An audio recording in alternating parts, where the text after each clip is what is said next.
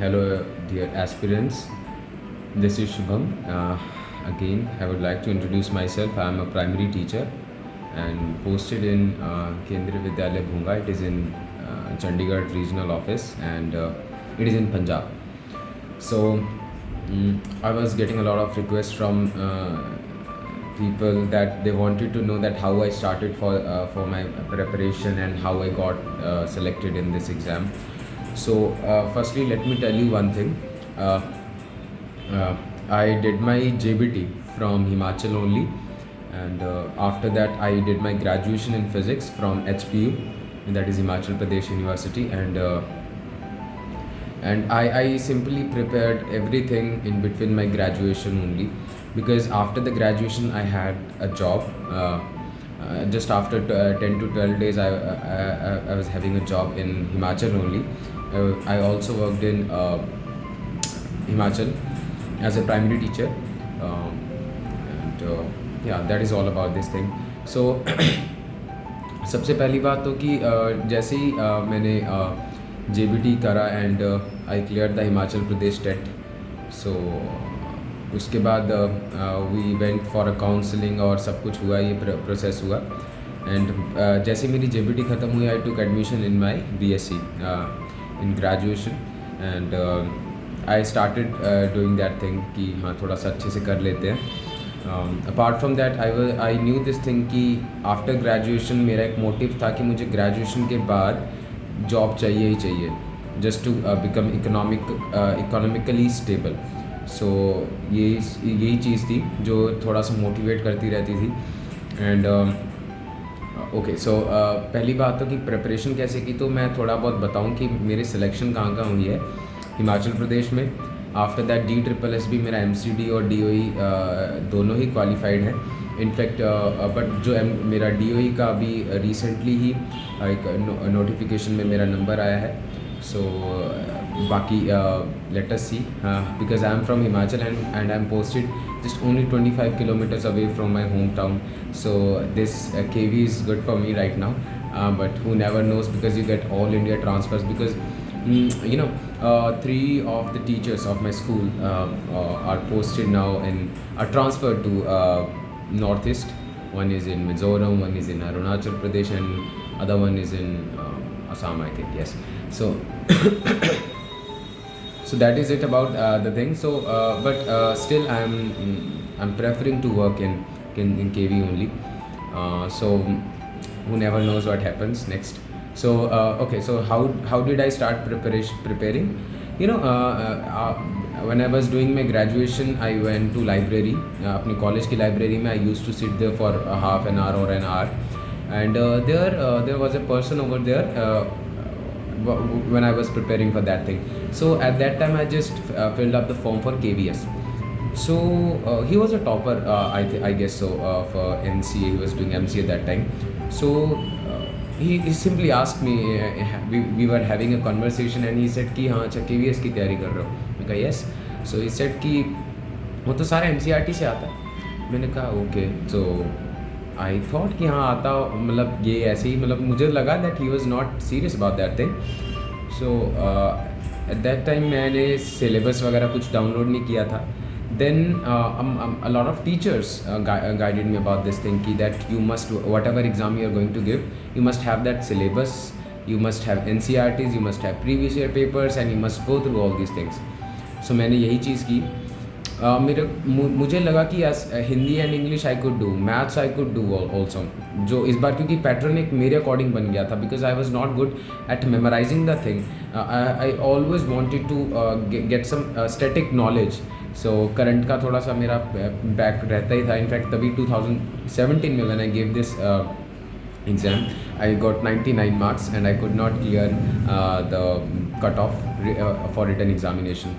But I think something good was there for me, because something better was there for me, because I was doing my graduation. अगर मेरा हो जाता तो मुझे graduation छोड़नी पड़ जाती है. And I always wanted to complete my graduation in science only, because as I belong to science background, so I did not want to shift to the arts side, humanities side. तो हुआ, बीच में मैं तैयारी कर रहा था, and I dedicatedly give about one month for this preparation because I knew this thing कि मेरे से अब क्या नहीं होगा. Maths I could do, Hindi English I could do. I knew this thing कि KVS में जो मैथडोलॉजी और CDP वगैरह है ये कुछ ज़्यादा लेवल की आती नहीं है, जो अगर suppose if a person is giving बहुत ज़्यादा टाइम ऑन दैट सो उसको भी hardly max to max 15-16 number ही आएंगे उसमें. सो इससे बेटर है ना कि आपको पता है बिकॉज वो क्वेश्चंस बहुत ही ज़्यादा आइडियलिस्टिक होते हैं, बहुत ही ईजी होते हैं. आप बहुत ईजीली उनको थोड़ा बहुत नॉलेज से आप उनको कर सकते हैं. बट हाँ, थोड़ा बहुत CTET की तैयारी आपने अगर कर रखी है अच्छे से, थ्योरीज आती हैं आपको, तो वो आराम से हो जाएगा. सो मैंने उस पर तो बिल्कुल भी फोकस नहीं करा था. रही बात कंप्यूटर की, सो एक एक एक एक AAA ब्राइट अकेडमी की एक बुक आती है, इट्स अकेडमी इन चंडीगढ़. सो वहाँ पे उनकी कंप्यूटर की बुक थी, तो वहाँ पे बहुत बेसिक्स थे. आपको भी बहुत सारी ऐसी बेसिक्स बुक मिल सकती हैं. बट आप ना एक चीज़ याद रखिएगा कि इसका इनपुट आउटपुट रेशो नहीं है ज़्यादा. बिकॉज अगर आप सपोज आप कंप्यूटर ही पढ़ते जा रहे हैं, इट ओनली कंटेन्स 10 मार्क्स. तो आपका जो बाकी मेजर पोर्शंस है, फॉर एग्जांपल हिंदी है आपका, इंग्लिश है. इंग्लिश के लिए मैं सीरियसली बताऊं, अभी सब्जेक्ट वाइज मैं बात करूंगा कि मैंने कैसे तैयारी की थी. But for English I did not do any specific preparation now. Yes, तो फिर मैंने सबसे पहले एनालाइज़ किया कि क्या कर सकता हूँ. तो मुझे लग गया कि मैथ साइंस तो आराम से हो जाएंगे मेरे से. EVS में थोड़ा जो काम था हिंदी इंग्लिश का भी हो जाएगा. कंप्यूटर भी आई न्यू दैट कि I could do that much basic की because I got 8 marks out of 10 in computer. So reasoning again ज़्यादा कुछ नहीं, सिर्फ क्वेश्चन सॉल्व करते रहिए. सो आप बहुत आराम से कर लेंगे. नाउ थिंग इज़ दैट कि अब मुझे आता क्या नहीं था सही से. मुझे जो इस बार आप देखेंगे EVS का जो पोर्शन था और GS का भी जो पोर्शन था, उसमें बहुत सारा कंटेंट ज्योग्राफी का था. So this was the thing जो मुझे बहुत अच्छी नहीं लगती थी. सो मैंने क्या किया, मैंने टॉपिक्स देखे like for example globe, latitude, longitude, soil, vegetation, climate. मैंने सारे के सारे टॉपिक देखे. फिर वही मैंने कोई बात ट्राई करती रहती थी कि यार क्या NCERT में सारे हैं. मेरे को लगता था NCERT में तो डेफिनेटली होंगे ही ये. सो मैंने NCERT उठा ली एंड आई फाउंड कि हाँ यार 6th क्लास की बुक से ही बहुत कुछ कवर हो जाएगा और वो एक बेस. तो फिर क्या होता था, व्हेन आई स्टार्टेड रीडिंग, पहला चैप्टर तो बहुत अच्छे से हो गया, कुछ टेक्निकलिटीज़ नहीं थी उसमें. But when I went for the second chapter, वहाँ पे मुझे बहुत दिक्कत हुई. लैटिट्यूड लॉन्गिट्यूड समझ ही नहीं आ रहे थे. सो पहले तो रट्टा मारते रहते थे कि हाँ 23.5 डिग्री पे ट्रॉपिक ऑफ कैंसर है, तो ये सब चीज़ें तो पता थी. सो मैंने फिर क्या किया, मैं YouTube like when ever suppose if it is about longitude, I simply googled it और यूट्यूब डिट. सो मैंने यही किया, मेरी यही प्रेपरेशन रही. और मेरा सबसे ज़्यादा मुझे लगता है कि मैंने मैनेजिंग बहुत अच्छी करी थी इस एग्ज़ाम के लिए मैंने, क्योंकि मेरे पास देखिए द थिंग इज़ दैट कि जब ये KVS के एग्ज़ाम होना था, उसी दौरान मेरी ग्रेजुएशन के फाइनल सेमेस्टर के 5th सेमेस्टर के फाइनल एग्ज़ाम्स थे और मुझे वो भी तैयार करने थे. और साइंस में पढ़ना पड़ता है, ये तो चीज़ है ही है. So but still I manage that. तो मेरे को लगा था कि सिर्फ मुझे एक चीज़ पे फोकस करना है. And one important thing which help me a lot was that I taught to the students who were from 9th and 10th class.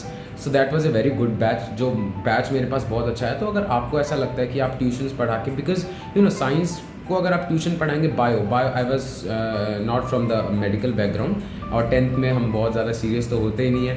But it was the exam, if you see the syllabus, it is all about 9th and 10th if you talk about the science only. तो मैंने यही किया. मैंने NCERTs नहीं उठाई, मैंने कोई CBSE की कोई भी बुक उठा ली थी, एवरग्रीन की आई गेस. सो मैंने वो पढ़ ली. और मैं क्योंकि वो ऑलमोस्ट मैं ट्यूशन पढ़ाता था, सो मुझे ज़्यादा साइंस में प्रॉब्लम नहीं है because chapters are very very very good and बहुत ही ब्यूटीफुली एक्सप्लेन किए होते हैं. और हाँ, NCERT में कहीं ना कहीं नॉलेज लिमिटेड लगती है मुझे. अगर आपको उसको सप्लीमेंट करना है then you can go for some other books like CBSE की कोई बुक हो गई है ना, तो वहाँ तक it is more than sufficient. I think उससे ज़्यादा नहीं करने की ज़रूरत है. करंट अफेयर के लिए तो मैंने कुछ नहीं किया था because I knew this thing कि 10 मार्क्स हैं, 10 में कम से कम तुक्के भी लगाएंगे तो कम से कम प्रॉबिलिटी थी कि 3 से 4 तुक्के तो ठीक होने ही होने. सो ऐसा ही हुआ. आई गेस 5 नंबर मेरे थे आउट ऑफ 10. तो ये हो गया था, that was the thing. And apart from that if you talk about Hindi के लिए देखिए, एक 9th या 10th क्लास की इकट्ठी बुक आती है, हिंदी मानक व्याकरण. मैंने वही पढ़ी थी, सिर्फ पढ़ लो बस, और कुछ नहीं है.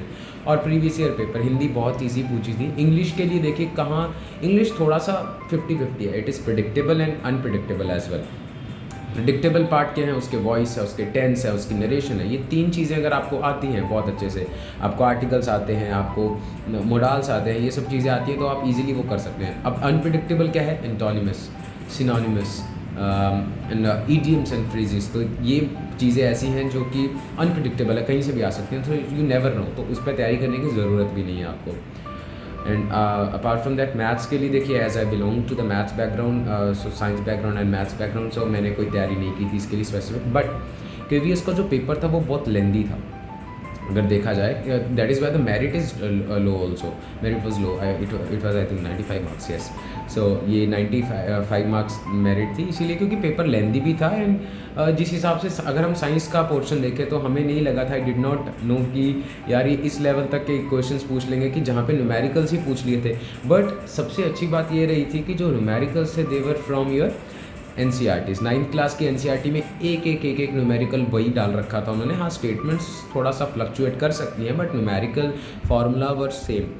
सो एक केमिस्ट्री वगैरह तो बहुत इजी थी। तो देखिए ये साइंस बैकग्राउंड वालों के लिए थोड़ी सी अच्छी बात भी है क्योंकि मैथ्स में उनको ग्रास मिल जाता है, उनको साइंस में ग्रास मिल जाता है। बट यहाँ पे आर्ट्स बैकग्राउंड वाले भी ये चीज़ ध्यान रखें कि ये this exam is not about your science and maths background और arts background, it is just about reading your 6th to 10th class NCERTs। But वो भी कैसे पढ़ने, देखिए एक बार 6th की पढ़ लेंगे आप, उसके बाद आप सीधा 9th और 10th पे जा सकते हैं। और ट्रस्ट मी फ्रेंड्स, मैंने इसके अलावा कुछ नहीं पढ़ा था और all this help me. Maths के लिए मुझसे पूछते हैं तो आप देखिए मैथ्स के लिए कोई भी बुक एक ले सकते हैं, छोटी मोटी क्वांटिटेटिव एप्टीट्यूड की, उसमें आपको देखिए टॉपिक्स दे रखे हैं, टॉपिक उठाइए, फॉर एग्जांपल HCF LCM है, यूट्यूब इट कि इसके ऊपर क्या क्या, बहुत सारी there are a substantial amount of videos on internet. So utilise the resources, बहुत सारे रिसोर्सेज हैं। और ये जो कोचिंग में आप पढ़ रहे हैं,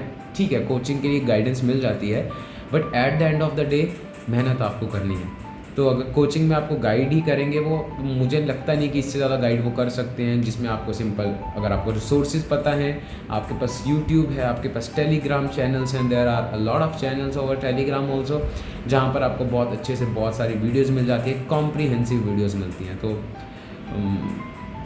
दैट वाज माय स्ट्रेटजी। और मैंने साथ ही साथ क्योंकि DSSB वगैरह के भी एग्ज़ाम दिए थे तो NIOS के लिए देखिए एक मैं सजेशन दूंगा, because a teacher in KVS also,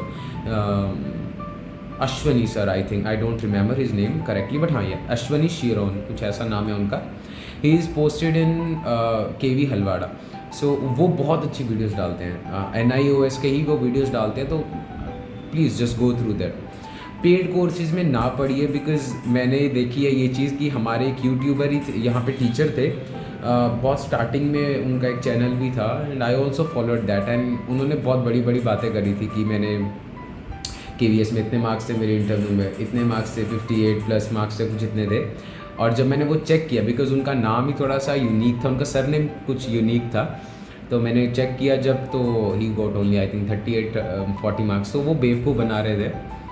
but still मैं जब देखता हूँ उनका चैनल बहुत ग्रो कर चुका है, आई डोंट नो वाई पीपल क्यों क्रॉस चेक नहीं करते हैं, क्यों ब्लाइंड होके एकदम से ब्लाइंड फोल्डेडली किसी पे भी ट्रस्ट कर जाते हैं। तो please do not do that. ये आई डोंट नो कि ये क्यों है, why the paid courses are there, because these are teachers and professional teachers हैं, तो ऐसा नहीं करना चाहिए। If you are already in the service then you must help the people. That is why मैंने ये चीज़ सोची कि यार डेफिनेटली मुझे, देखिए also I have a lot of work to do, I am doing my higher studies as well, so मुझे ये चीज़ें भी करनी है। बट ठीक है, थोड़ा बहुत मैं टाइम अगर दे सकता हूँ तो मैं बिल्कुल दूंगा आप लोगों को। And after that my next videos जो होंगी मेरी बहुत सारी, वो KVS टीचर्स के साथ ही होंगी, जो मेरे साथ कलीग्स हैं, वो आपको बताएंगे that how they did preparation for this exam.